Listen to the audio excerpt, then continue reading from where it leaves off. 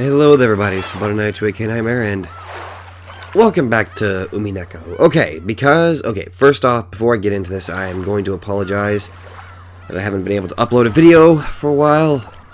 Sorry. Shortly after I uploaded the episode of Danganronpa, Danganronpa 2's finale, I caught some sort of bug that's been going around where I'm at. And I feel like shit. I've even hopped up on a lot of cold medicine. I think I got some sort of seasonal flu or something, I don't know. But you guys deserve to know what was going on. On a slightly related note, Merry Christmas, everyone. Hope you guys are having a wonderful time. Don't spend time watching my videos. Go spend time with your family, This can easily just wait. But I just wanted to go ahead and I needed to record something, despite how I'm feeling, because you guys deserve to know what's going on. And I just wanted to say Merry Christmas to everyone.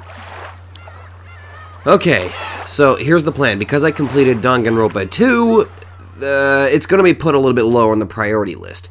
So now now my recording schedule will be mostly comprised of Umineko, Higurashi, and Fate Stay Night. But don't get me wrong, I'm still going to do school mode for Danganronpa 2. Don't get me wrong, I'm still going to do that. It's just the frequency of the video. Okay. I want to try to upload daily. I really do. So, yeah, I'm going to try to, okay? And if I go a day, you guys pretty much have every right to kind of yell at me for not keeping my word and all that. You have pretty much every right to. But, in other news, got myself a new video editing program. I'm still learning the tutorials on how to use it properly, but hopefully in the future there will be better edited videos. Like, I don't know. It's just a really good edit. I think it was called the, hold on, where the hell did I put that box? Got it somewhere. Just ruffling through all my random shit I got laying around here. Uh-oh. I think, oh, there it is, found it. Okay. It is the Sony Movie Studio. I believe it's, version 13. I believe it's part of the, Sony Vegas program. And I got that. So hopefully we'll be seeing better edited videos in the future. You will see better videos in the future. As you can tell, the cold medicine and the cold flu is causing me to be a little erratic and not even that smart. I can't even English properly. Sorry. Alright, let's just get straight into this. Episode 3, Banquet of the Golden Witch. Good morning. I'm surprised that you still haven't been made to surrender. The Golden Witch is very much expecting you. I wonder if you have already noticed this world's structure. There can be no contest without knowing the rules. Please, enjoy the witch's game to your heart's content. The difficulty is equal. Equal for both you and the witch. Oh, I never even... So now the difficulty is going to be... Okay, and you guys went ahead and told me that apparently episode 3 is a fan favorite. Apparently. Oh. Yeah, I remember all the deals about the grimoire. But yeah, apparently this is like a really, really good one. So I admit, I'm very excited to get started on this. Also, I wanted to do a live stream last week, but it was supposed to be on Wednesday. But that's around the time that the flu kind of hit me. So I'm sorry about that. I will keep you guys updated about when I intend to do an actual live stream again, because I miss being able to do that. I miss being able to talk to you guys. But anyway, the vase was very beautiful, rich with history and value. But let's go ahead and change this up. Let's go ahead and stick with this one. Alright? Even as young as I was, it still forced me to take a deep breath when I witnessed its beauty. Okay, who are we going through this time? Of course, that was a member of Grandfather's favorite collection, so that I didn't make a mistake and destroy its fragile beauty. I was always strictly ordered to never touch it. But that just made me want to touch it. It was transparent and yet so elegant that just glancing at it gave an indescribable sense of dignity. I wanted to see what it felt like to touch a vase like that. However, just as Grandfather had said, it was something that shouldn't be touched. Because something this beautiful shouldn't be touched. It was a beauty that could only dwell in something that could break so easily. Because of that, if someone like me touched it with their finger, it would happen quickly. Just like how a fun dream disappears with a poof when you wake up. It disappeared, fell, and broke into pieces. I realized that, because of my own foolish curiosity, I had done something that couldn't be taken back. No matter how much I regretted it, no matter how much I apologized, the broken vase would not be returned to its original form. I would probably be scolded by grandfather, probably very harshly. Frightened, I ended up breaking into tears and sobbing. Okay, who is this? As I did, I noticed something beautiful. Lightly dancing golden butterflies were coming towards me. As mysteriously glowing golden dots shone, the beautiful butterflies began to gather, one at a time. Oh, it's Beatrice. Okay, so it's okay. That reliable golden witch Beatrice had arrived. Okay, who is this? I don't think it's Maria. Rosa? Wait, no. Wait, who the hell is this? The butterflies gathered one after another and became a group, and there became the witch's form. Wait, what the? You're not Beatrice, who the fuck are you? No, seriously, wait, who are you? You're okay, I'm not gonna lie, you look very pretty, but who the hell are you? She was always my ally. Whenever I was in trouble, she would always appear and help me. Who are you? You're not Beatrice. Beatrice, you have some explain to. Did you suddenly just dye your hair color?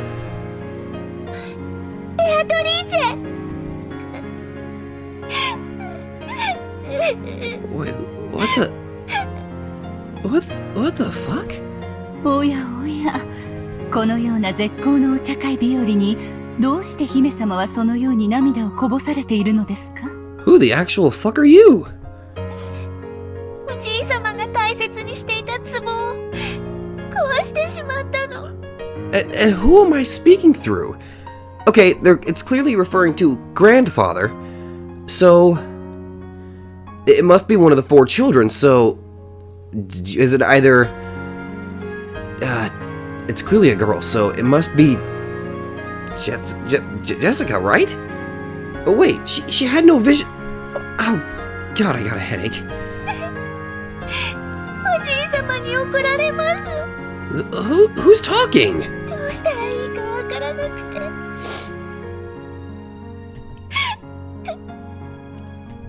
それは困りましたね。Okay, I just had this sudden realization. Every time I see a character with eyes that are always closed, I always get reminded, okay, they're the character archetype that as soon as their eyes open, shit gets real. I mean, for crying out loud, think of Geen from Bleach or Hazama from Blaze Blue, for crying out loud. Those guys were freaky dudes. これは親方様が大層お気に入りになられていた壺のはず。どのような折感があるか、このベアトリーチェ、想像するのも恐ろしゅうございます。You're not Beatrice. Who the fuck are you? Grandfather was a very frightening person. And when you failed to follow something he said even once, he would become so mad with a rage that would make even the fallen angels in hell quiver. Since I knew that so well that it pierced me to the bones, I couldn't do anything but shake like this and cry. こぼしてしまった姫様の涙を救う魔法は持ち合わせておりませんが、姫様が親方様から折檻を受けなくて済むようにする魔法なら、なんとかなるかもしれません。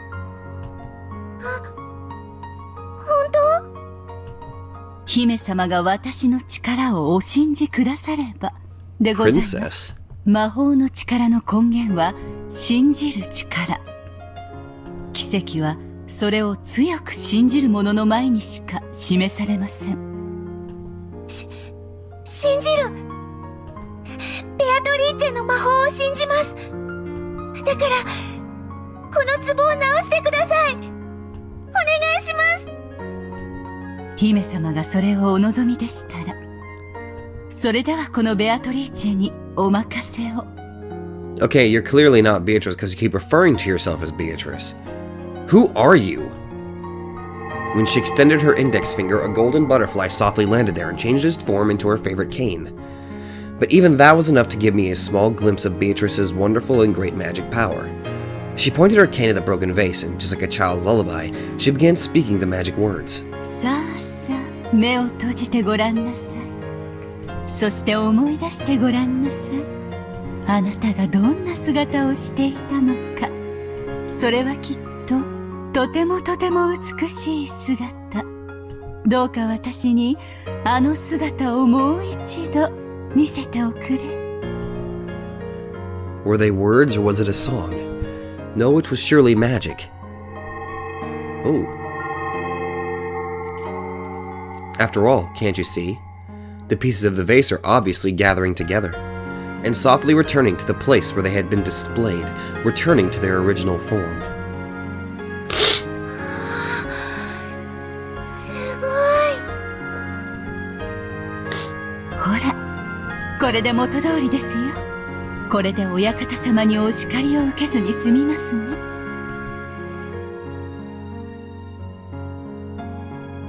Huh.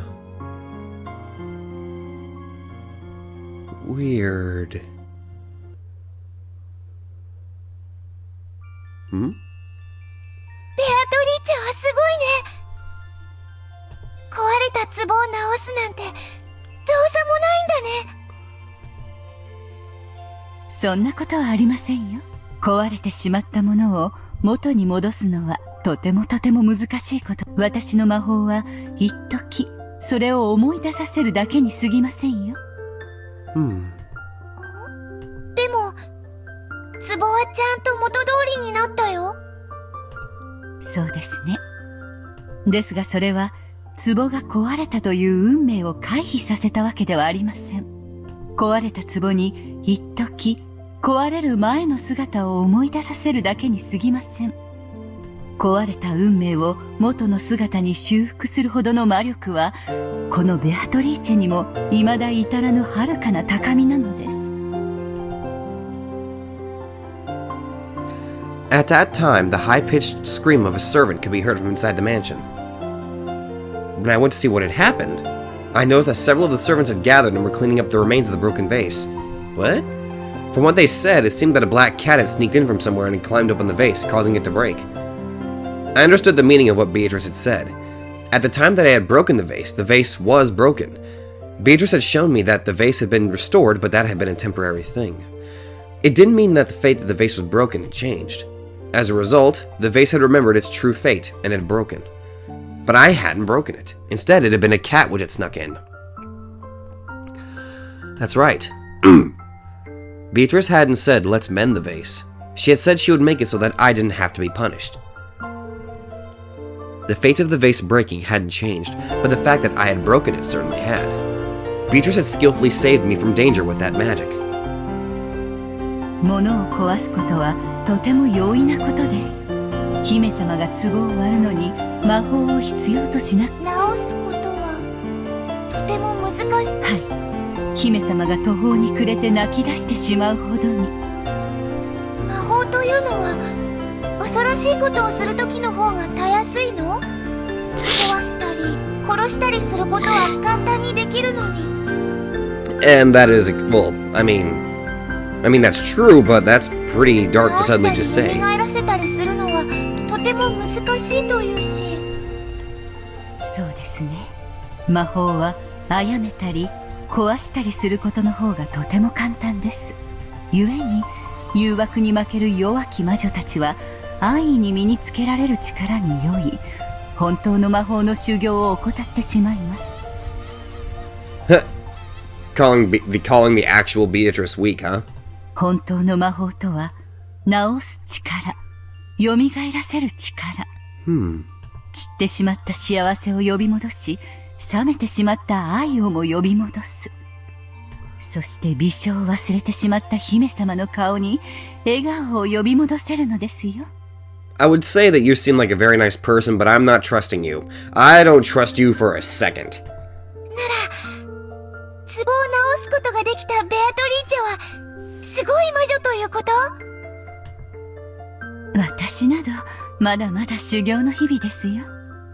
壺が割れるという運命を私の魔法ではほんの1時間も忘れさせることができなかったのですから、私に魔法を教えてくれたお師匠様ならきっと壺を元の姿に蘇らせることができたでしょうね。And I still have no idea what little girl we're talking to. 壊れても壊れても何度でも何度でも直せる？ It's clearly not Maria. The voice actress is different. ええ、その境地に達した時、無限の魔力が備わるでしょう。When one reaches that level, they are considered to be an endless witch. それこそが魔女の達するべき無限の境地。私たちはその魔女を最大の敬いをもってこう呼びます。無限の魔女。そうです。無限に治す力を持つ魔女にとって壊れるという概念はもはや存在しない。失うというすべての悲しみから解放され、永遠の至福を約束されるのです。Certainly, the human world is full of sadness caused by separation and loss. To escape that sadness, people pray to God and ask for the power to withstand the sadness, believing it to be a test. In other words, a human's life is a journey, searching for a way to withstand sadness. In that case, a witch who could revive all things would be freed from all sadness in the world. In other words, it is eternal bliss. 私もベアトリーチェみたいな魔女になって永遠に幸せになれるかな。姫様がですか？それは長い大変な修行となりますよ。私魔女になりたい。幸せになりたい。ベアトリーチェの弟子になりたい。そのお気持ちにいささかの揺らぎもありませんか？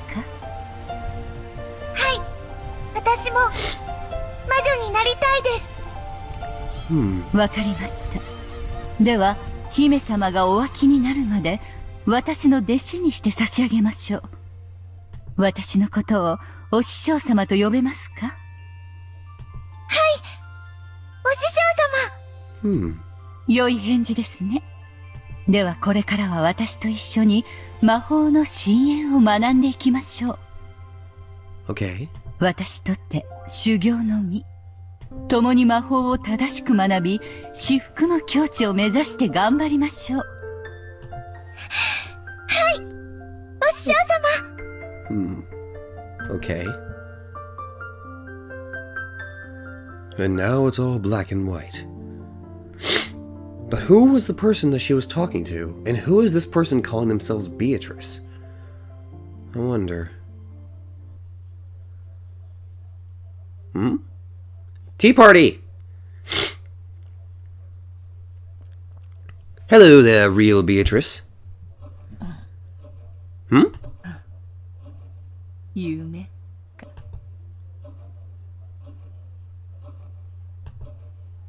An endless witch, was it?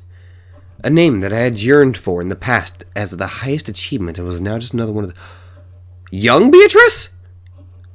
Wait, that was Beatrice as a little girl? No, he can even say it's my calling card. たまにはその呼び名に充足を感じるのも長き修行の日々の果てに得たものではないか。たまにはありがたみを感じねば少々もったいないというものよ。She shook her head lightly. If it is called the highest level, that means that there is nothing higher. An eternal dead end, the beginning of eternal boredom. お師匠様は言っていたが、すべての悲しみから解き放たれることが、すなわち永遠の至福だと。だからこそ、お師匠様はその域に至れなかった。So that was you as a little girl. And you just took her name? Eternal bliss means eternal boredom. That's the beginning of eternal torture. Well, I mean, I guess that does make sense. If you're eternally happy, I'm sure eventually you would get bored. It doesn't matter how much happiness is brought, eventually you'll get bored if you have an eternity to deal with it. Well, that's my personal interpretation. I mean, if you're eternally happy, you never expect anything negative. If you never expect anything negative, it just becomes dull and everything becomes predictable. But then again, that's my personal interpretation. But let's think about this. Eternal boredom is the same as a sketchbook that doesn't run out of pages.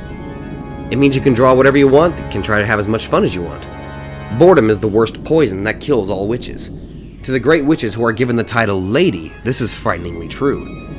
It is the eternal poison that tortures them because of the eternal bliss that they have reached.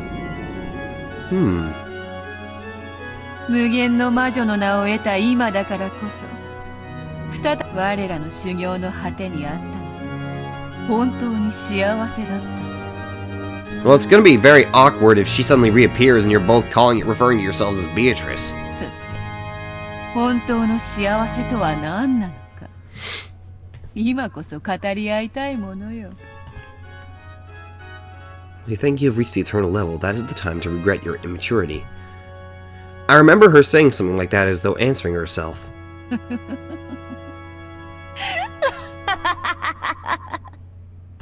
なるほど。わらわは未熟か。それはよい、それはよい。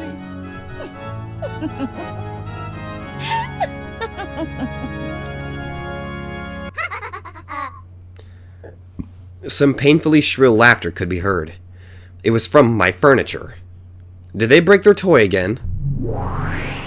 Oh! Hi, Beelzebub! こいつまた動かなくなっちゃいました。 Huh? まだ私、全然遊び足りないのに。Hi? 情けない男。Who are you referring to? 私なんか全然遊んでないのに。Hi? 私にも遊ばせて遊ばせて。Oh! 黙りなさい、クイズどもが。 Hello, Satan! Aren't you looking adorable? Never thought I would ever utter those words. お前たちが飢えた犬みたいにがっつくから。いくらベアトリーチェ様が直してもすぐ壊しちゃうの。Sorry.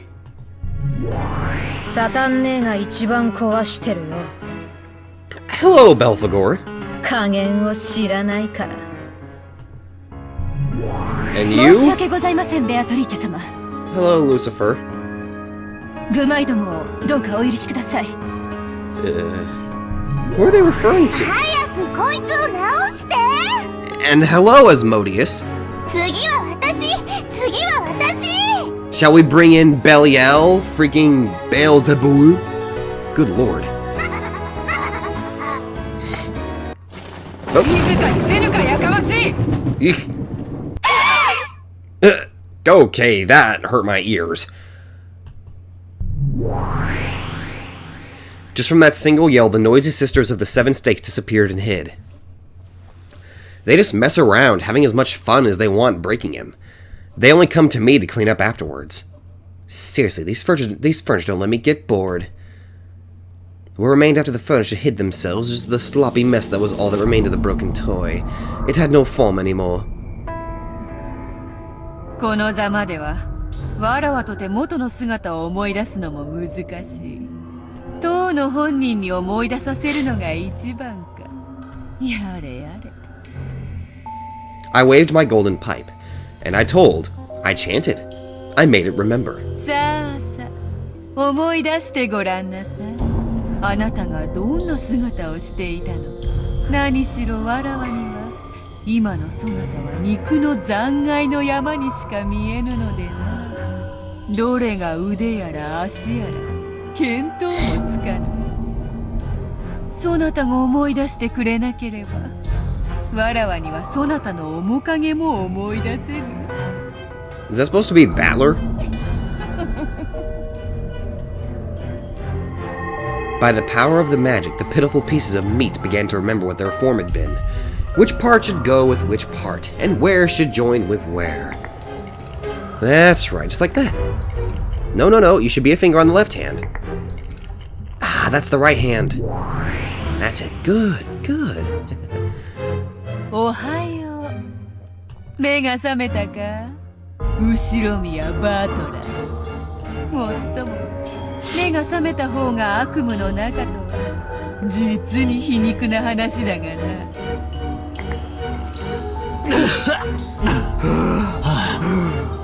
Good lord, do I feel bad for you.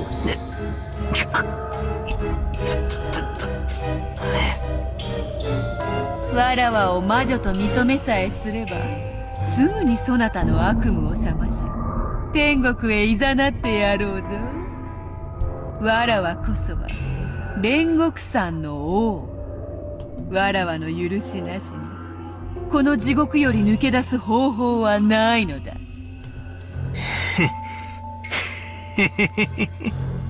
If you can withstand being torn limb from limb, becoming a bloody puddle, you are one badass dude. この程度で地獄かよ。ダメだな。ああ、全然ダメだぜ。人ならば一度しか味わわずに済む死の苦しみを、もう両手の指では数えきれぬほど与えられたというのに、よくもそれだけの減らず口を叩けるものよ。Okay, how many times have you killed him? だからこそ飽きぬ。そなたには飽きぬのよ。ああ、全然飽きねえぜ。何しろ太ももの眩しいバインバインの姉ちゃんたちがよりどりみどりのハーレム状態なんだからよ。 Thank you. おかげさまでまるで退屈しねえぜ。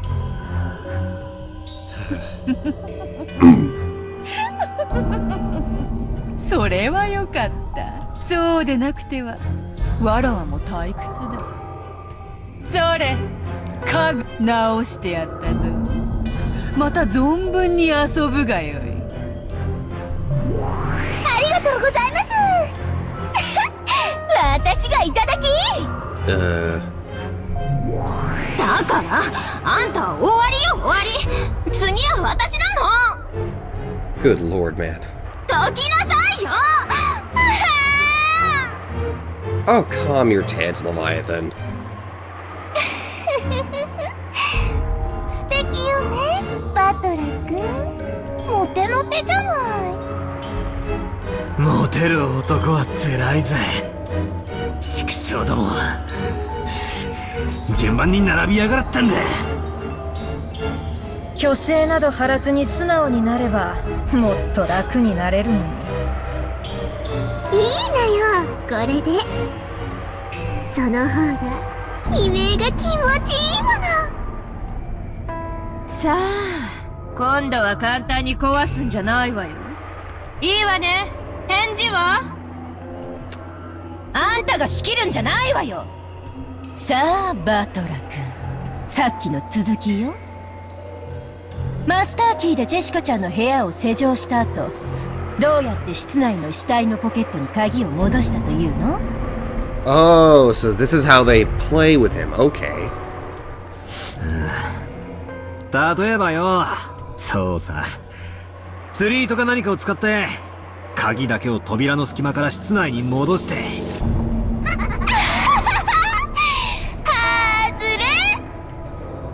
甘いな。六軒島に存在するすべての扉は鍵が通り抜けられる隙間などない。 Okay, so the 7 stakes can use the red. Okay. 外れたね外れた。さあ今度は私の番なのよ。どこを貫いちゃおうかな。私手の甲。ずるい。じゃあ反対の手の甲。私は花の頭をもらっちゃおっと。 Jesus. なんで私にもやらせて。私にも貫かせて。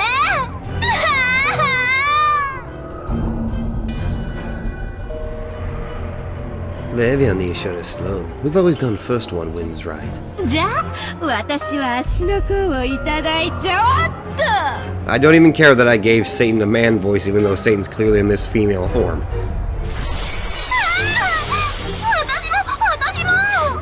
私は肩をもらっちゃうからいいもん。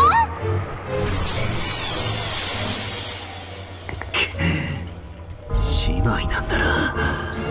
仲良くしやがるってんだ。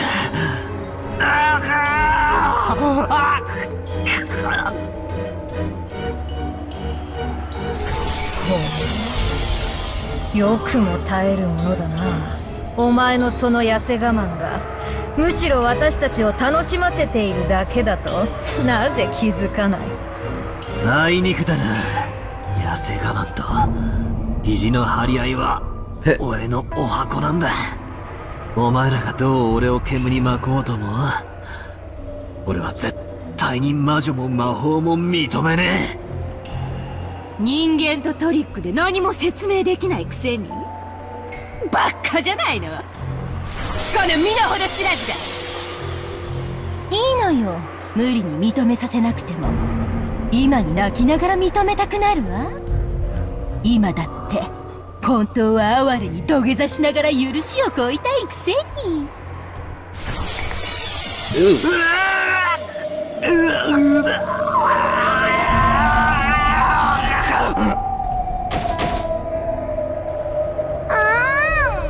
壊しちゃった。ベアトリーチェ様。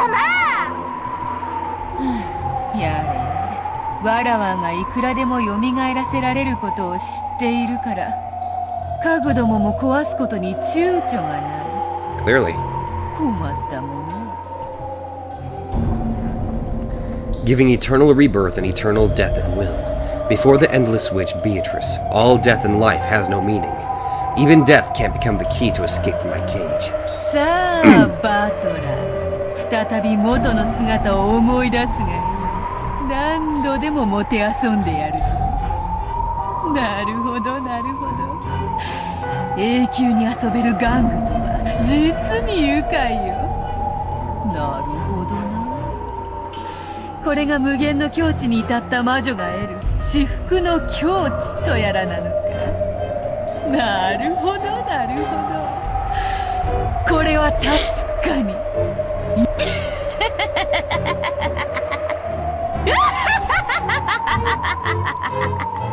Someone's having a little too much fun. 何度でも蘇らせてやる。さて、次なるゲーム版ではどのような殺人劇を繰り広げよう。さあ、新しきゲーム版を持て。次なるゲームを始めようではないか。後ろ宮バトラー。 I will never get used to that laugh.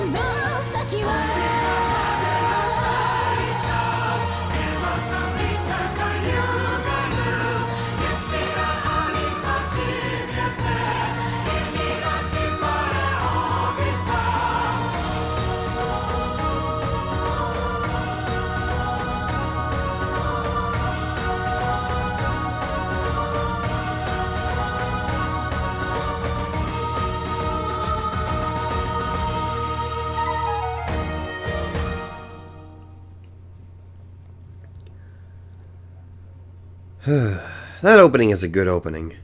I like it. The music's nice. Ooh, and we got ourselves back to the little island of Rokenjima. Yare.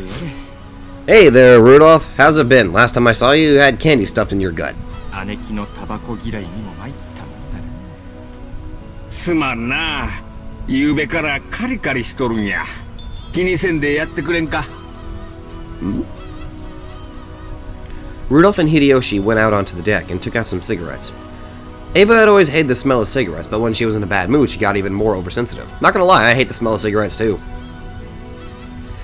When they decided to spend time until they reached the island smoking casually, the two of them had been threatened and chased out onto the dock. Hideyoshi tried to use his lighter, but it didn't go well with all the strong winds on the deck. Rudolph took out a Zippo with a stylish gesture and let Hideyoshi borrow the flame. 秀吉兄さんはいつ頃からタバコ？戦後すぐや。最初はタバコを転がしとってな。自分の売り物に手をつけてしまったわけや。じゃあ姉貴と会った時にはもう吸ってたわけだ。姉貴には随分やめろやめろと言われたでしょう。わしが聞く耳持たんもんだから、あれももうすっかり諦めよった。やはり男は強情でなくてはあかんな。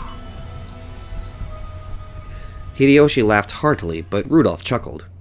After they had been scolded by Ava, they had dejectedly ran out onto the deck together. They had almost certainly been dominated by her.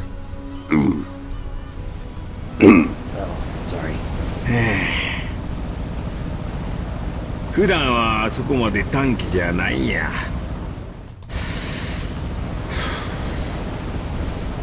いや、普段はもっと温和なおとなしい女なんやで。毎年毎年この日になると人が変わりよるんや。そうなんですか？俺らがよく知る昔からの姉貴そのものに見えますがね。そうや。後ろ宮家のエヴァに戻るんや。でもそれはわしと一緒のエヴァとは違うんや。まあカリカリする気持ちもわかります。今回の親族会議は面倒だ。Yes, you could say it's going to be a bit of a deadly pain. That was the most worst joke I think I've ever done in my life. あのクラウス兄さんから金を脅し取ろうっちゅう計画や。Okay, going right out into speaking of that, okay. 親族会議なんて名ばかりの、これはただの兄弟喧嘩や。Before the family conference, 3 of the siblings had made a secret contract without Kraus. The situation that pressed at all of them was an urgent need for a lot of money. And the only one who could help them was Kraus, who spoke for the Ushidamiya head, since Kinzo was shut up in his study. Since long ago, they had felt that Kraus was taking advantage of Kinzo's loss of interest in his own wealth, and had started embezzling that wealth for his own use. When everything had been going well for the siblings, even though they had found it detestable, they had pretended not to notice. But now that they needed money, they couldn't just quietly accept that. Ava had called Rudolph and Rosa into an alliance, and they had schemed to take that money away from Kraus. わしも、そしてルドルフ君も社長や。社員の生活を背負っとる身や。ローザも社長ですよ。ま、道楽ですね。そうやな、失礼。つまり、わしらは誰もが背負うものを持っとるっちゅうことや。俺も幹部連中の前で単価を切った以上、目指しても、泥をすすってでも。お互い様や。わしもわしを信じてついてきてくれた社員たちを裏切れん。それこそクラウス兄さんの首根っこをひっつかんででも金を引っ張り出さんといかんのや。姉貴は昔っから兄貴とは犬猿だ。その兄貴と全面対決しなくちゃならねえんだから、そりゃカリカリもするだろうよ。やっぱりエヴァはクラウス兄さんとは昔から仲が悪かったんか？本人話しませんか？そりゃもう盛大に。昔の話は聞いても話してくれんのや。思い出したい話がないんやろな。姉貴は昔っから容量も良くて頭が良かった。成績も良かった。それに比べ兄貴は盆栽だった。ただそばにいるだけでも十分にプレッシャーだった。姉貴はわざわざそれを誇示して兄貴を追い詰めていた。アホやな。なんでそない敵外心むき出しで追い詰めるんや。 Because they're terrible people? そういうのは容量がいいとは言わん。確かに兄貴は女に生まれたことを悔やんでた。だから男というだけの理由で当主を継ぐことが決まっている兄貴が That's sexist. だからことあるごとに自分の方が優秀であると親父に誇示していた。 Okay. お父さんは古いタイプの人や。男女には差別的な価値観を持っとった。 Yep. 自己顕示の強いエヴァは少々嫌われてたんとちゃうか。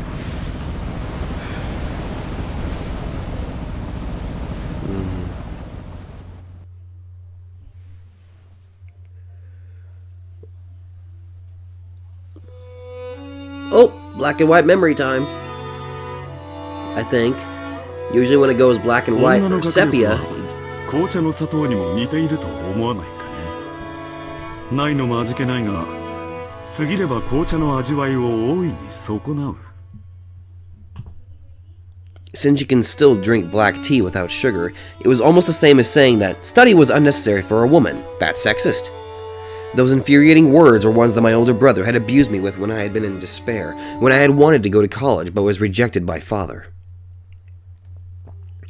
I had protested that, as the oldest daughter in the Ushidamiya family, I needed to gain proper dignity and an education, so advancing to college was essential. But if you sum up father's and brother's answers, they were both the same. How conceited for a woman. Since the time I was born into the Ushidamiya family, I hadn't taken that name lightly even once. And furthermore, I also had never taken father's name, Ushidamiya Kinzo, lightly even once. It was an old family with many traditions, but in the Great Kanto earthquake, it had lost its wealth and its business and had sunk all at once. Then, father, with his ingenious talent, had taken control and revived it to be an even greater than it had been before. I hadn't forgotten that I was the daughter of that great Ushidamiya Kinzo even once. Therefore, I had always made every effort to become worthy of that name. Dignity worthy of the Ushidamiya family. Schooling, manners, and leadership. Even if I couldn't quite reach father's level, I deepened my knowledge in economics and finance and tried to improve myself so that I could help out with that at any time. However, in the end, father never accepted that. To father, a woman was only meant to support a man, and nothing further than that was permissible. I probably understood that. I had probably understood that since I was a young girl. But to truly accept that, I had to wait until I had grown up. You couldn't have said that to Kraus as my older brother by 2 years. Tried it all to become deserving of the Ushidamiya family name, and his effort was pathetic compared to mine. Since we were young, my brother kept saying that it was natural that he'd succeed father, just because he was born a man. He kept repeating that, as though it were an absolute gap between us. I couldn't stand it. Even though I always got better grades than my brother, even though while he was stuck at vice president of his class, I became class president. Even so, my brother was considered to be the appropriate person to succeed the Ushidamiya family just because he was a man.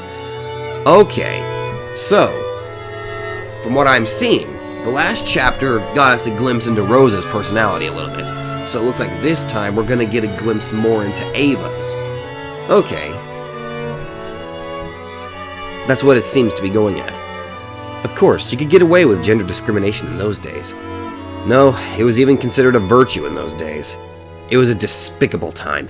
People said that when a woman is born, they obey their parents. When they get married, they obey their husbands. And when they get old, they obey their children.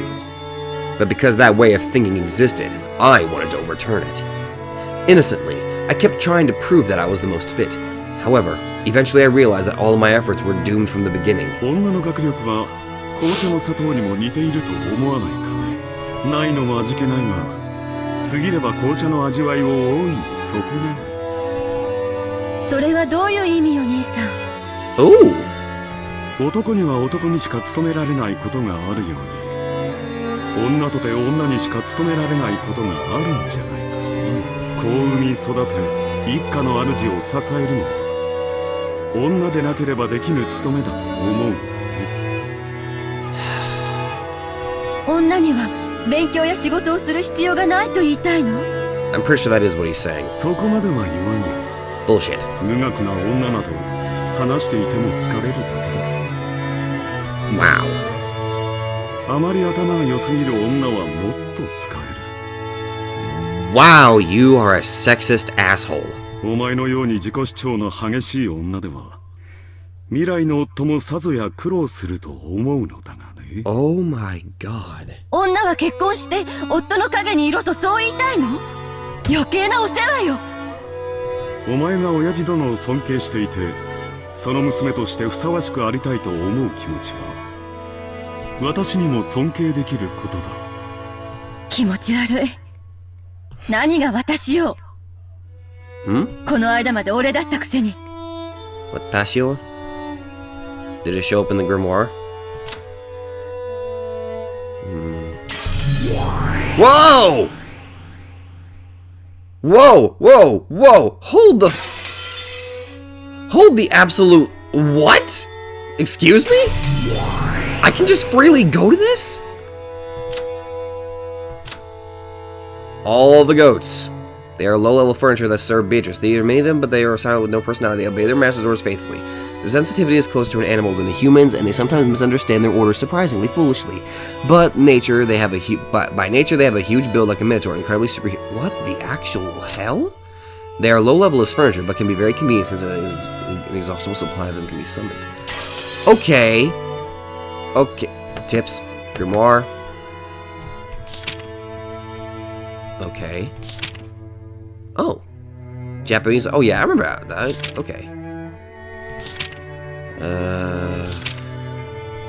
We know the senpais. もう当主気取りなの？当主は私が継ぐことに最初から決まっている。Okay, was it added now? Aha! Ore is a pronoun used by boys and young men in general, an informal I that denotes familiarity among friends and family, but also masculinity and superiority towards their peers or people of lower status. Watashi is the neutral and formal pronoun for I that can be used by anyone, regardless of their gender or status. Switching from or to watashi may be a sign that the person is trying to sound more serious, rather than simply masculine. Okay. にもかかわらず、お前は自分も当主になれるかのように錯覚した。無駄かつ暴走した努力をしているに過ぎんのだよ。暴走した努力ですって。私が大学院に進みたいと言い出すのがそんなにもおかしいっていうの？ああ、おかしいね。お前は確かに栄光ある後宮家の長女だよ。やがてはその家紋を背負って父にとって最も価値ある相手と婚約することだが、そこで求められるのは過剰な学識ではない。Oh my god, you are horrible! I'm starting to hate you more than I hate Ava. 夫をいたわる優しい気持ちと家事能力、そして一家の長を立てる控えめな態度だ。お前にはそれが完全に欠落している。And you're lacking in any form of humanity, you sexist dick. それは後宮家の令嬢として果たしてふさわしいことなのかね。私は真相の令嬢のつもりなんかないわよ。お父様の仕事を手伝ってあげられる最高の人間でありたいと思っただけよ。ならそれは後宮家令嬢としてふさわしくあるべきではないのかね。お前ときたらなんだね。いい年をして未だに男勝りで家事炊事はおろか男を喜ばせる化粧一つ身につけていないじゃないか。最近は喧嘩の稽古までしてるというじゃないかね。Well, that'd be actually pretty good to see. 失礼な。喧嘩じゃないわよ。武道は心の修練に最適なのよ。I can agree with Ava on that. それに叱るべき場に出るときは十分女として気を使ってるわよ。何が言いたいのよ。女は男に仕える奴隷であれと、しゃしゃり出るなと、そう言いたいわけ？それを認めるのはエレガントではないが、お前の勘違いを正すには少々毒のある言葉も必要かと思う。だから言い切ろう。女は男に仕えるために存在する。そして男は女を養うために存在する。Fuck you, Kraus. 女の仕事は男の背中を守り、家庭を守って子を育てることだ。それは本来言葉で気づかされることではない。Holy fuck, おman. のずと気づくことだ。しかしお前はいくつになってもそれを自覚しなかったな。I hope you die first. I want you to die first. だから社会に出る前に兄である私がその誤解を解くのだよ。感謝してほしいものだね。それは全ての女への侮辱よ。I agree. いいえ、私は自分のことを女だと思ったことなどないし、女だからと甘えたことなど一度もない。私のどこが兄さんに劣っているというの？成績も経歴も何もかも私の方が勝っていて、ただ男である以上の何も持たない兄さんが私の何を見下せるっていうのよ。身の程をわきまえているか否かだよ。私は次の当主としての心構えを日々養っている。それは将来必ず必要になることだ。だがお前は違う。嫁ぎ後ろ宮の席を失うことが決まっているくせに、見る何がそんなに不満なんだ。仮に男に生まれようとも当主を継ぐのはお前ではないだろう。お前は何がそんなにも不満で私に突っかかってくるのか。 Oh my 何 god. が不満かですって？兄さんはいつも自分は当主後継ぎだからと私をそのくせ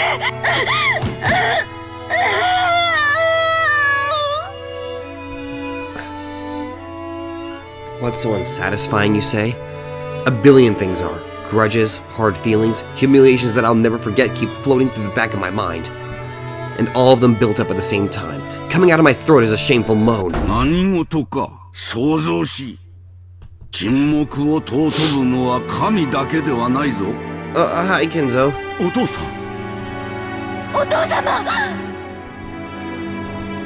Our sibling fight was probably overheard. Father entered with a clearly unhappy クラ face. ウス、また兄弟喧嘩か。お前にはなぜに弟や妹たちを率いる貫禄が宿らぬのか。情けない。長男が聞いては切れるぞ。 In a flash, he struck Krause's face. I prepared myself to be struck in the same way, but I wasn't hit. 申し訳ありません、お父さん。お前に足りぬのは貫禄だけではない。まだまだ足りぬ。何もかもが未熟だ。にもかかわらず一人前を気取っておる。それを語るには100年早いことを肝に銘じ、研鑽に努めよ。わしをこれ以上息子の不出来で嘆かせるでないぞ。 Damn! はい、お父さんの後を継ぐにふさわしい人間になれるようさらに努力します。 It was as if those words were directed at me. Even when he was being yelled at by Father, he was still bragging to me about how he was special, about how he was the successor. I just couldn't stand it and finally spoke what was on my mind, even though I realized that this was improper for a person of the Ushidamiya お family. 父様、教えてください。私の何が劣っているというのですか？私はお父様の名に恥じない人間になれるよう、今日まであらゆる勉強と努力を重ねてまいりました。どうか私にも何が劣っているのかお教えください。私はこれ以上何を身につけたならお父様に認めていただけるのですか？またその話か。お前には何と言えばわかるのだ。 What you're expecting is nothing at all. 女は女らしく料理や裁縫を学んでおればいい。貴様には女の心構えがないのだ。夫に仕えようとする気心が男に尽くそうという海外しさが全く感じられぬ。何のための女なのか。後ろ宮家の令嬢であることを自覚しておるのか。なのに学びたがることは男の真似事ばかり。お前の役割はクラウスの真似事ではないのだぞ。お前には自らの役割が分かっているのか。 Fuck, you're about as... You're both terrible. 私は後ろ宮家の人間としてお父様の名に恥ずかしくない。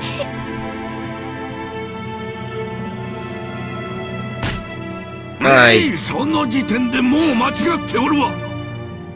貴様の役割は家を出て嫁ぎ、わしにとって有益な男を連れてくることだ。 God. そして夫に尽くし子を産み増やせ。夫の一族に褒めたたえられる良妻であれ。お前に男を喜ばせる何ができるというのか。茶の作法があるというのか。料理の才能があるというのか。何もない。お前がやっているのはみんなクラウスの真似事ばかりではないか。後宮家はクラウスが継ぐ。 Jesus, you both are sexist assholes. お前がそれに不満を唱えるというのなら、それはこの私に逆らう。お前は我が娘でありながら父の言うことを聞けぬというのか。出て行け。感動だ。 What? お前に後宮など語らせん。感動だ、感動だ。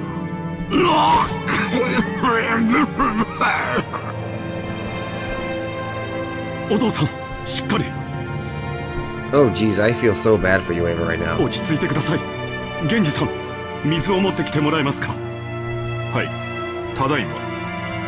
エヴァ、席を外せ。本心ではないぞ。私がなだめておく。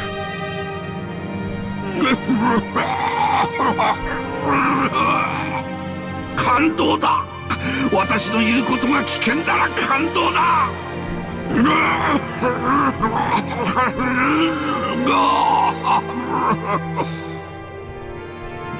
Father was choking pretty bad, and my brother patted his back, as if that were naturally his duty. It was so vexing for me then to let him monopolize that duty. If I carelessly approached Father now, I'd probably be hit again. However, I fearlessly tried to approach Father's back. Genji blocked me. 今は席をお外しになられた方が良いでしょう。親方様は今日はご機嫌がよくありません。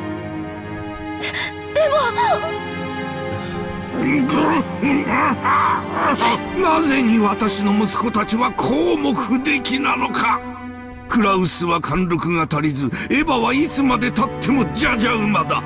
男らしい男はおらず、女らしい女もいない。私の育て方がいつどこでどう間違ったのか。なぜだ源氏。私は何をいつどこでどう間違えたというのか。親方様は何もお間違いになってはおりません。クラウス様はたくましいご子息、エヴァ様は麗しいご令嬢に成長されました。 Well, at least Genji's being nice. 何もお間違いにはなっておりません。あれのどこが麗しいというのか。淑女どころか男の真似事ばかり。 Nothing wrong with that. 感動だ、感動だ。お父さん、それは私からよくエヴァに言い聞かせたところです。 Fuck you, Kraus. エヴァもこれからは心を入れ替えてレディーとして振る舞うと約束してくれました。どうかもう少しの猶予をいただけませんか。何がレディーだ。感動だ、感動だ。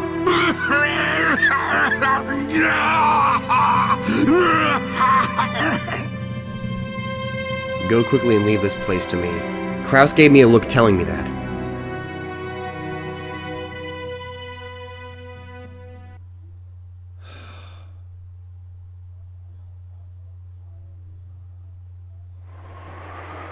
Did I take the wrong path, just like Father and my brother had said? Of course I had never learned how to be a lady. Everything I had learned was because I'd hoped that I could help Father someday.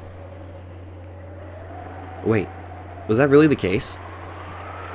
Didn't I always hold a growing sense of rivalry with my brother, with whom I'd had a bad relationship since I was a young girl? And want to take advantage of his weakness and steal his position as successor to the head? Every time my brother told me that men should be manly and women should be womanly, I was tormented by this unreasonable discrimination because of one's sex, something one was born with and couldn't do anything about. I had resisted, had endeavored to study until today so that I could prove that I wasn't inferior, even though I was a woman. In that case, wasn't the basis of my love of learning just a boring complex against my brother? Father had expected me to be a lady with whom he could go out in public and not be embarrassed. Had I betrayed that expectation and earned grades to threaten my brother just to clear away that pent-up resentment?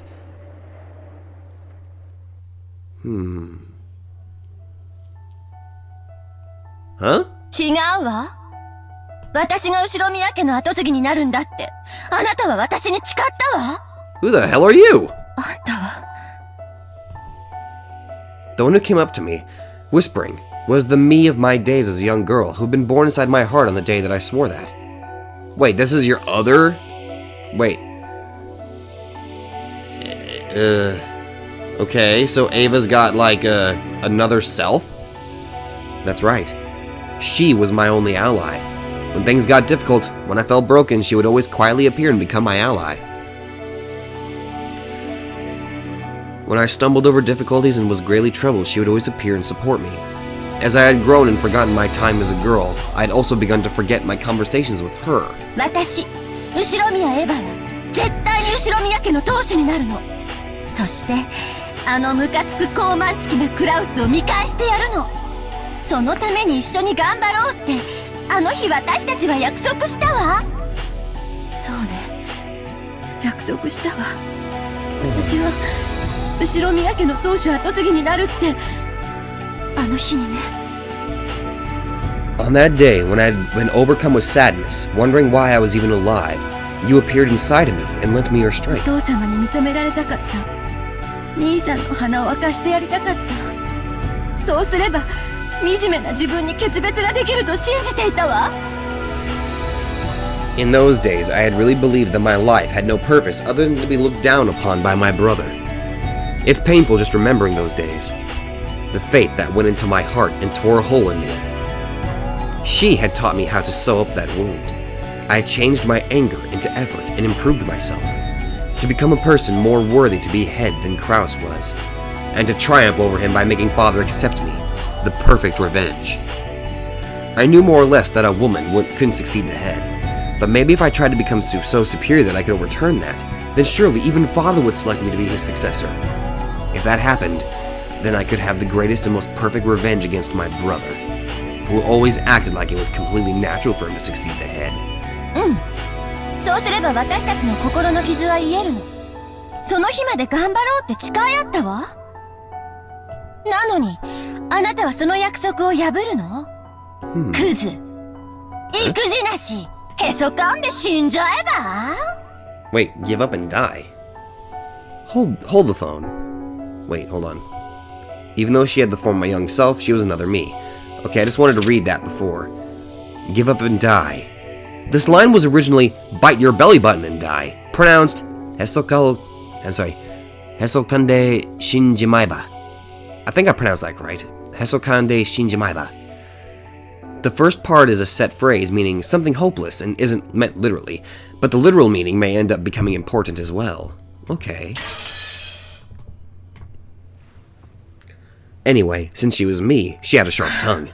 自分に言われても腹が立つわね。そこまでボロクソに言われる筋合いはないわ。ならばその怒りを勉強に費やしましょうよ。怒りを力に変えるのが私の魔法。この力で何度もあなたの窮地を救い、あなたはなせないはずのことを成し遂げてきた。Oh! Are you an actual witch too? You're just pretending to be Ava? 私の魔法がある限り、あなたにできないことなどありはしないわ。As long as you have my magic, are you a witch portraying Ava's psyche or something? そうね。怒りはいつも私の原動力だったわ。いつからそれを忘れてしまったのかしら。私を思い出せたなら、あの魔法の力は再び私たちのもの。さあ、その怒りを力に変えて、もっともっと勉強に励みましょう。きっと私たちにはまだまだ勉強が足りないのよ。大学院に進んでもっといっぱい勉強して優れた成績を出してクラウスを追い詰めてやりましょう。あいつ何でもなさそうな顔してるけど、きっと心は相当追い詰められてるわ。早く身の程を思い知って死んじゃえばいいのに。そうすれば私たちが当主になれる。ルドルフは辞退してくれるわ。あの子は私には逆らえないもの。よして、もうこれ以上勉強してもお父様は私を認めてくれないのよ。どうして？お父様は私に女らしくしろと言っているのよ。私がどれだけ頑張ろうと、女である限り、たとえ私が兄さんより先に生まれていたとしても、私に当主を譲ることはないのよ。Because he's a sexist asshole. 私がどれだけ努力を重ねようとも、私は女以上の何者にもなれない。You can become a witch. I don't know. Fuck, I don't know if these people can become witches or not. It'd be pretty... I mean, Maria was being trained by Beatrice, so... I don't know. 何の努力もしない兄さんを超えられない。永遠に見下され続ける。 But I'm still thinking that this other Ava, I guess I'm gonna call her Ava too. I think that she might be a witch, just pretending to be Ava's subconscious or something. お父様もクラウスも最低の男尊主義者だわ。 Amen to that. 早く死んじゃえばいいのに。She cursed them for my sake. Words that I couldn't say carelessly, she said for me. Even though I understood that she was just another part of myself inside of me, I felt like she was the only ally I had who could sympathize with me. However, while sympathy could calm my heart significantly, it wouldn't do anything to improve my current situation. In the end, she could only console me when I was dejected by reality, and when I needed to accept it. ありがとう。もう結構よ。こうとなったら、お父様が驚くような淑女になってやるわ。兄さんなんかとは比べ物にならない立派な男を探して。ダメ、そんなの。She rejected my timid thoughts. I understand. Because she is me, I お understand. 父様は少なくとも今は女に当主を継がせないと言っている。でもそれすらも所詮はお父様が決めたルールでしかないの。お父様が決めた以上、それを破棄できるのもお父様。人の気持ちなど浜のマサゴが尽きるよりはるかに早く変わるわ。クラウスが愚鈍な男であることは私たちが立証しなくてもやがてお父様も理解する。 Yeah, Kraus is pretty stupid. その時 Calculated, but he's pretty 男女 stupid. の境のくだらない垣根はそれを設けたお父様によって取り払われるの。その日は必ず来るわ。どうして必ずなんて言えるのよ。それが私の魔法だから。 I think you are a witch. あなたが信じてくれさえすればこの魔法は必ず奇跡を呼ぶの。私の魔法の源はあなたの信じる心だけ。 You're a witch. I'm calling it you're a witch. You're just pretending to be Ava's subconscious or something. If I can use that magic, then surely, until I die, I won't have to doubt that the day will come when I'll become the head. But I don't know if that is the right thing for Ushidamiya Ava. Shouldn't I aim to become the kind of woman that father hoped for? Someone he can take out into society and boast about? Father might take a better view of me if I were reborn. Maybe my brother could find his own lifestyle, and I could find mine. No matter what, I can't imagine that my stubborn father would allow a woman to succeed the head. Would even push aside my brother to select me. 信じないの？あのね、私思ったの。私には当主は告げないかもしれないけれど、私は女で子を産むことができるわ。もし兄さんに子供ができず、私だけが子供を産めたなら、兄さんの次の当主は私の子供ということになるでしょ？ Oh. それはつまり、私が兄さんから当主の座を奪うのと同じ意味にならないかしら。Ah. Okay. 本気で言ってるの？ええ、本気よ。少女時代からの決意を捨てるのは確かにとても悲しいこと。私の少女時代そのものであるあなたを裏切るのは、でもそれが一番現実的なのよ。夢を捨てるの？そして私も捨てるの？捨てるんじゃない。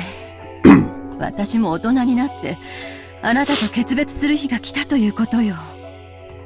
そうね。エヴァはもう大人になったわ。魔法の使い方さえ忘れてしまった。今は一児の母。自ら夢を叶える魔法を忘れ去って、その夢を息子に押し付けている。自らの人生をお父様やクラウスによってめちゃくちゃにされたくせに、あなたもそれが大人というものなの？ Oh. ジョージはどこに出しても恥ずかしくない自慢の息子よ。Wait, what the? 私には叶えられなかった夢をジョージなら叶えられるかもしれない。 Wait a minute, what the hell's going on here? How did the hell... Wait, you were just... Wait. When is this... Excuse me. When is this taking ジェ place? シカなんて成績も貧困も不良じゃない。 Wait. I thought we were at the time period where neither George nor Jessica were even born. それに女なのよ。ジェシカさえ辞退してくれればジョージが跡継ぎになることだって。 It was very painful to say it. Am I just forcing my own regrets onto George? Jessica hasn't done anything to be scorned for. Wasn't I just horrible for hitting her with the same words that had caused me so much suffering? I understand. Wanting to triumph over my brother was nothing more than my revenge. I couldn't use George for だから that. 私自らが復讐するわ。ルドルフとローザを味方に兄さんから金をせしめようという計画があるの。 When the hell is this taking きっと place? 一矢報いることができるわ。何しろ兄さんがお父様の資産をつまみ食いしているのは確かなんだから。 I was under the assumption that this took place before Jessica and George's birth, so... Huh. Well, did I interpret that wrong?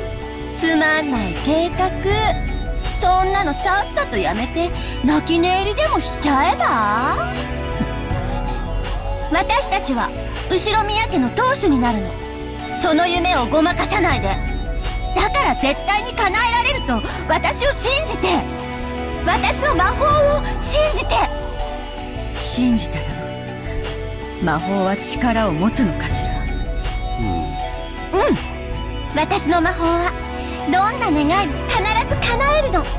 There seems to be a lot of witches. 信じるわ。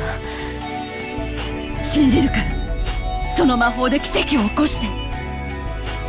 そうでなくちゃ私の心の傷は永久に癒されない。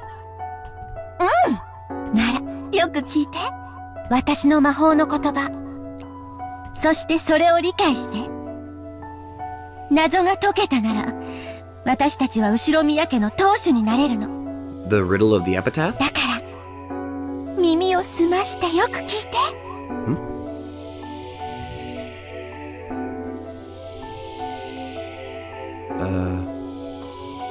My beloved hometown, the bountiful river running through it. You who seek the golden land, follow its path downstream and seek the key.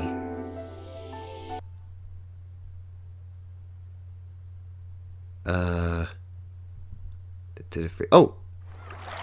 エヴァ姉さん、そろそろ着くみたいですよ。 When Kitty shook her shoulders, Ava jumped and awoke from her doze. Hey, Ava. ごめんなさいね。 You okay? 寝ぼけてたわ。驚かせてしまってごめんなさいね。エヴァおばさん、ぐっすりでしたね。 Hey, Battler. 朝はだいぶ早かったんすか？ You enjoy being killed repeatedly? まあね。恥ずかしいところを見せちゃったわ。ごめんなさい。眠れるくらい余裕があるのは大したもんだぜ。バートラなんかずっと落ちるーったの沈むーったの全く退屈しないやつだぜ。うるせえな。人間誰しも苦手の一つや二つくらいあるもんだぜ。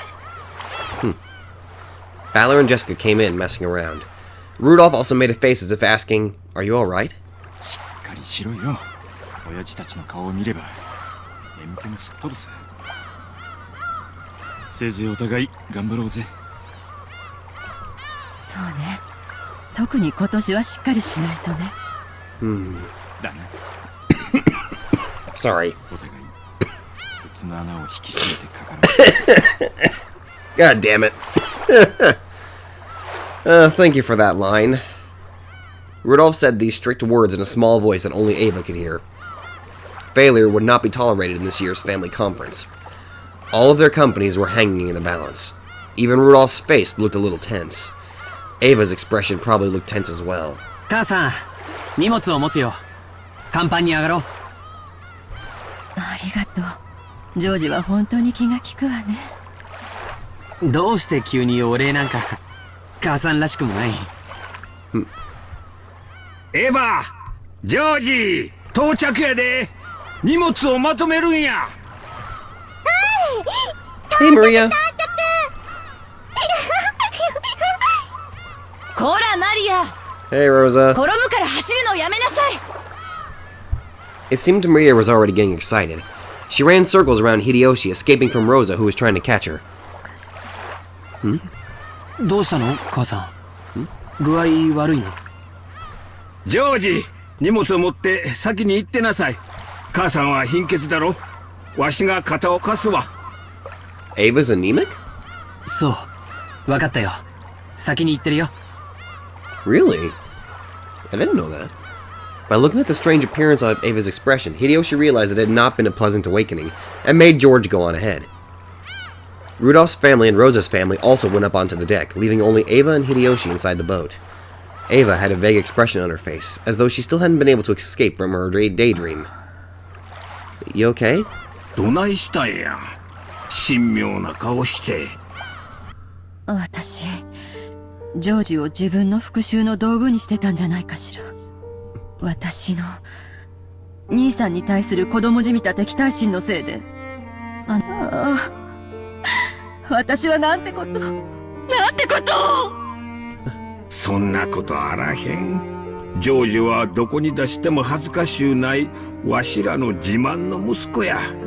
仮にエヴァの思惑が多少混じっとったとしても結果オーライっちゅうもんやないか。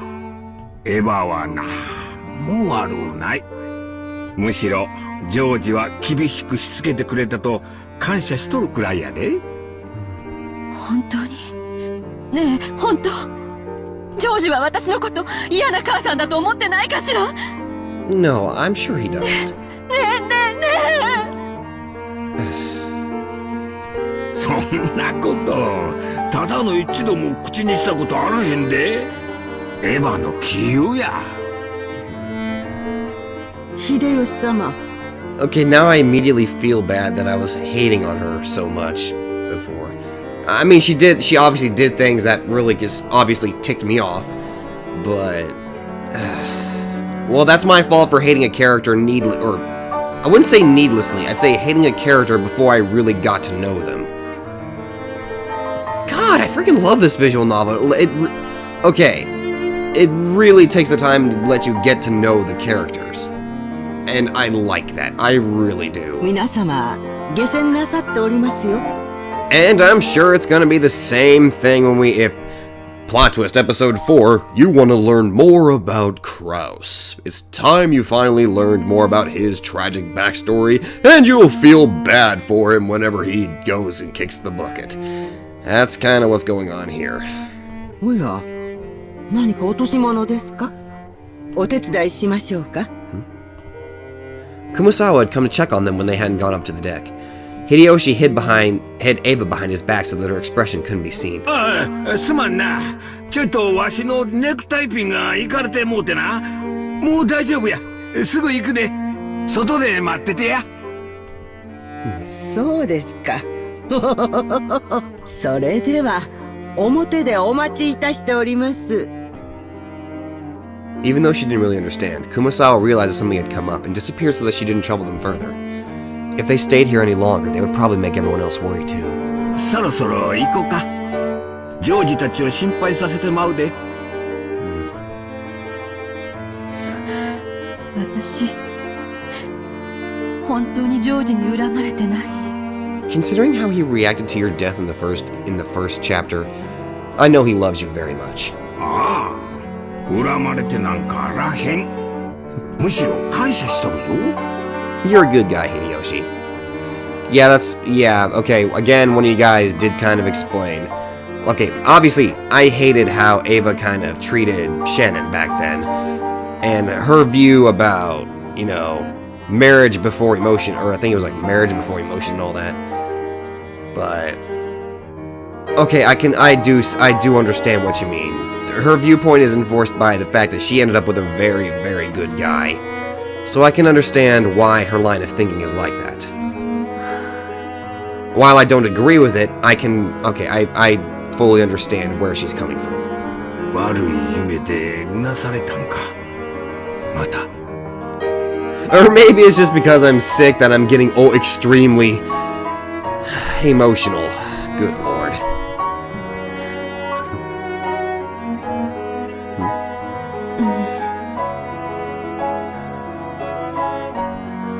Hideyoshi knew that it wasn't rare for Ava to be tortured by nightmares, and they would always become more striking on the days leading up to the family conference. Hideyoshi knew that Ava's relationship with Kraus was still so full of antagonism that it could even be called trauma, and that she still couldn't separate herself from the feelings she'd had as a child. それは夢や。わしが一緒にいる。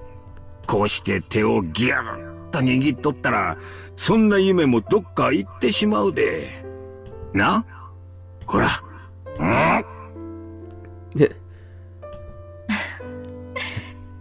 You're a good guy, Hideyoshi. 痛いわ。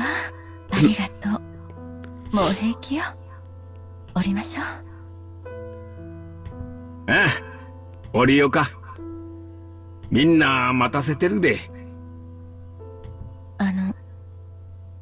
ごめんなさい。ん？さっき、あなたのタバコの煙のこと、怒鳴ってごめんなさい。普段ならそんなことで謝らんくせに。悪い夢見た後のお前は気弱でいかん。気にするなや。お前に煙が届いていることを気づかんかったわしが悪いんや。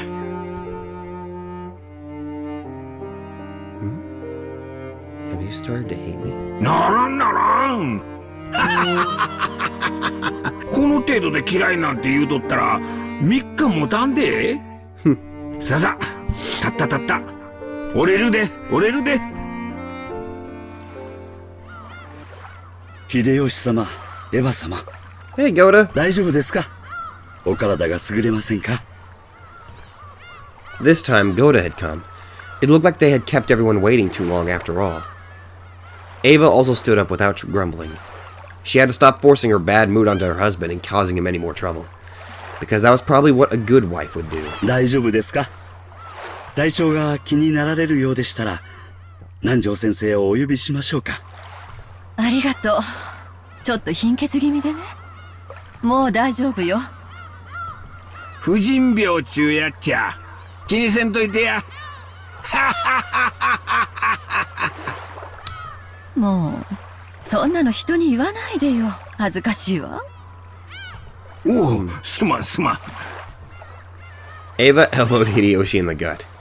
By that time, her normal expression had returned, which allowed Hideyoshi to relax a little.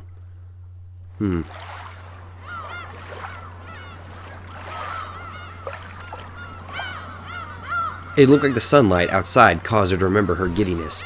A small plank was lowered to get off the boat, and Goda was waiting there, smiling and ready to lend them a hand. どうぞエヴァ様、お手を。ありがとう。六軒島へようこそいらっしゃいました。おかえりなさい。Welcome back. Huh? When she left the boat, it seemed to Ava as though she had heard the voice of her young self saying welcome back. No, it hadn't seemed that way. Someone had told her welcome back. After becoming a shameless adult, the voice of her young self was distant. Huh? 私は何のために生きてるの？何をどうすれば私はこの猛襲から解き放たれるというの？ Hideyoshi heard her talking to herself. When Hideyoshi held on tightly to Ava's shoulders just by his firmness, he communicated that there was no need to say anything more. Maybe it was because the typhoon was getting closer. The lively cries of the seagulls, which usually greeted them when they arrived, couldn't be heard at all.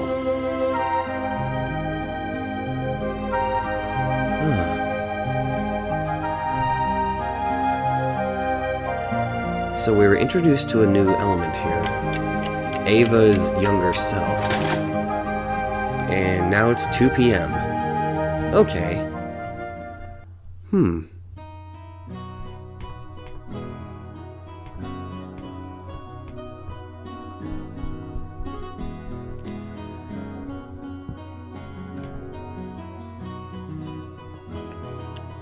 6年前のことか。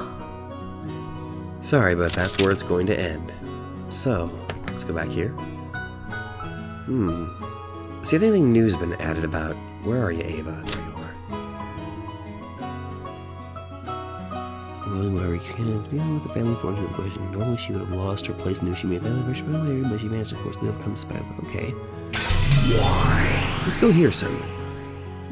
It's interesting, we can actually go freely between those now. Huh. Well. Let's go ahead and save that there. And that's where we're going to go ahead and end this episode. Sorry if I wasn't sounding very enthusiastic this time. I know Lord knows after I finish editing this I'm gonna have to take a lot of cold medicine. But, yeah. Well, welcome back to Rokonjima, everyone. I do like... Again, okay, I keep gushing over this. I like that we're getting a lot of character development with other characters that we didn't really know much about. Okay, now I can understand why Ava is the way she is. And now I'm curious about this element about this younger self of hers. I'm convinced that, okay, judging by the sudden reaction that she suddenly heard her whisper, "Welcome back," or something, I'm convinced that this really isn't a younger self of her. I'm going to guess that it's some sort of witch that attached itself to her. I don't know. Another thing I'm very curious about is, who is that white-haired Beatrice? Okay, obviously it seems to indicate that she was the Golden Beatrice's teacher. But for some reason, Golden Beatrice took this Beatrice's name. I wonder... Well, obviously they're gonna have to change the name, but that makes me wonder, what was Golden Beatrice's original name? It seemed like the White Beatrice, or I guess Silver Beatrice, kept referring to her as Princess. Now, originally whenever I was hearing them say grandfather, I was like, okay, is this Rosa? Is this Ava or somebody? And apparently it was just Beatrice, but how long ago was that? And it kept referring to grandfather. So I wonder...